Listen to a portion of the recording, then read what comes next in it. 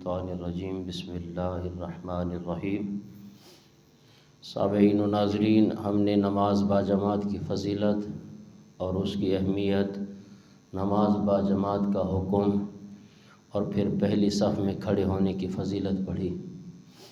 آج ہم یہ پڑھ رہے ہیں کہ بلا عذر، بغیر کسی عذر کے نماز با جماعت کے لیے نہ جانے اور گھر میں یا دکان میں نماز پڑھ لینے سے شریعت اس کے بارے میں کیا حکم دیتی ہے۔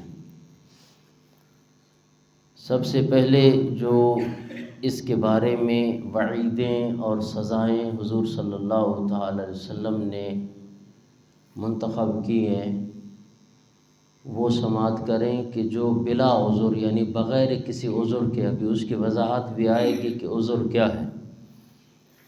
بلا عذر جماعت کے ساتھ نماز نہ پڑھنا اور اس پر اصرار کرنا یہ گناہ کبیرہ ہے۔ جماعت سے نماز چھوڑنا یہ محض ثواب سے محرومی نہیں بلکہ رسول اللہ صلی اللہ تعالی وسلم کی شفاعت سے محرومی کا شدید اندیشہ بھی ہے۔ ایسا بندہ حضور کی شفاعت سے بھی جو ہے نا وہ محروم ہو جاتا ہے۔ حدیث پاک ہے، حضور نبی کریم صلی اللہ تعالی علیہ وسلم نے ارشاد فرمایا، من ترک سنتی لا یرد علی حوضی ولا ینل شفاعتی، کہ جس نے میری سنت چھوڑ دی، ابھی یہ باجماعت نماز پڑھنا یہ سنت مؤکدہ ہے بلکہ واجب ہے، تو میرے آقا نے فرمایا جس نے میری سنت کو چھوڑ دیا نا میرے حوض پر نہیں آئے اور میری شفاعت بھی نہیں پائے گا۔ حضور صلی اللہ علیہ وسلم نے فرمایا، یہ حدیث مبارکہ۔ اور بلا عذر جماعت چھوڑنا، نبی کریم صلی اللہ تعالی علیہ وسلم نے ارشاد فرمایا، اب اس حدیث پہ غور کریں، میرے آقا نے فرمایا، من سمع المنادیہ فلم یمنعہ من اتباعہ عذر لم تقبل منہ صلاۃہ التی صلی، جو شخص اذان سنے اور بغیر کسی عذر کے جماعت کے لیے نہ جائے، وہیں گھر میں ہی نماز پڑھ لے تو اس کی وہ نماز قبول نہیں ہوگی۔ یا عزیز پاک، اب صحابہ کرام نے عرض کیا، یا رسول اللہ صلی اللہ علیہ وسلم وما العذر، یہ عذر کیا ہے؟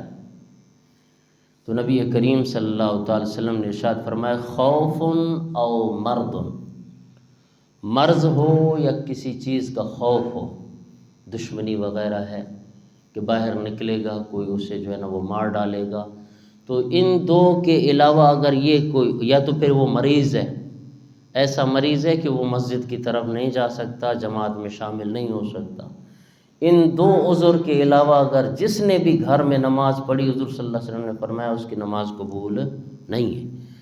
اب نماز قبول نہیں ہوگی کا معنی کیا ہے؟ اس کا معنی یہ ہے کہ نماز پر جو اجر و ثواب اور رضا الہی ملتی ہے نا وہ نصیب نہیں ہوگی۔ فرض تو اس کا ادا ہو جائے گا، نماز کے انوار و تجلیات سے وہ محروم ہو جائے گا۔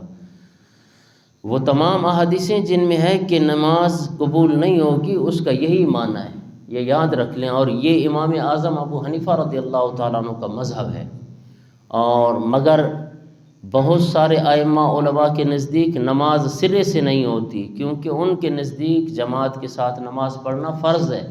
امام اعظم ابو حنیفہ کے نزدیک جماعت میں شامل ہونا یہ سنت مؤکدہ واجب کے قریب ہے۔ باقی جو ائمہ کرام ہیں وہ کہتے ہیں کہ جماعت کے ساتھ نماز پڑھنا بھی فرض ہے، تو اس لیے ان کے نزدیک تو بالکل قبول نہیں ہوگی جو گھروں میں نماز پڑھے گا۔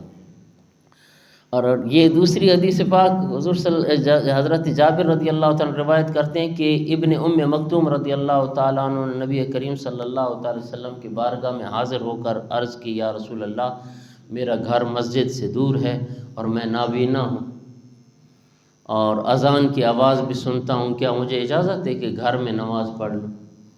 تو نبی کریم صلی اللہ علیہ وسلم نے فرمایا، فَإِن سَمِعْتَ الْأَذَانَ فَأَجِبْ، اگر تو اذان کی آواز سنتا ہے تو پھر ضرور جواب دے اس کا، یعنی جماعت کے لیے آ جاؤ، اگرچہ گھسٹ کر آؤ یا گھٹنوں کے بل چل کے آؤ۔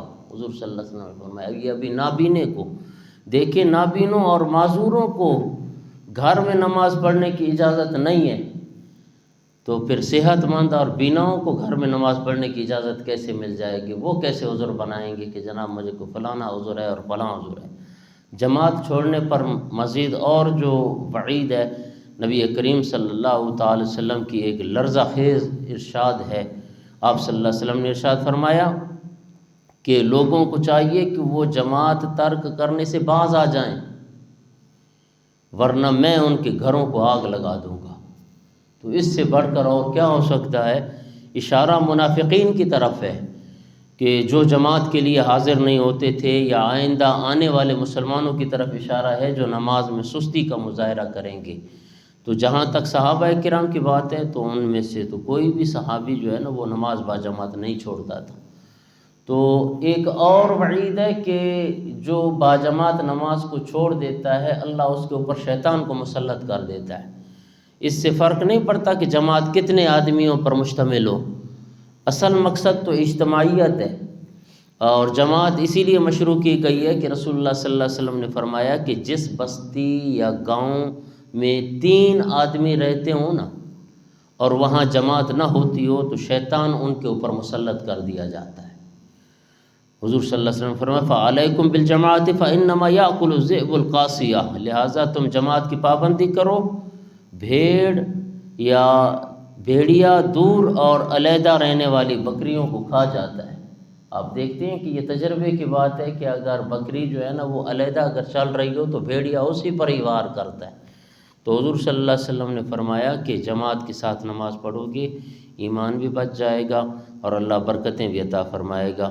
ہمیں علم عمل اور اپنے محبوب صلی اللہ تعالی وسلم کی اللہ اطاعت نصیب فرمائے، اور جو کچھ سنا اور اس کا ثواب اپنے مسلمان بہنوں بھائیوں کو وصال کرتے ہیں، مالک و مولا ان کے درجات بلند فرمائے، تا حد نگاہ ان کے قبول کو وسیع فرمائے۔ وما علیہ الا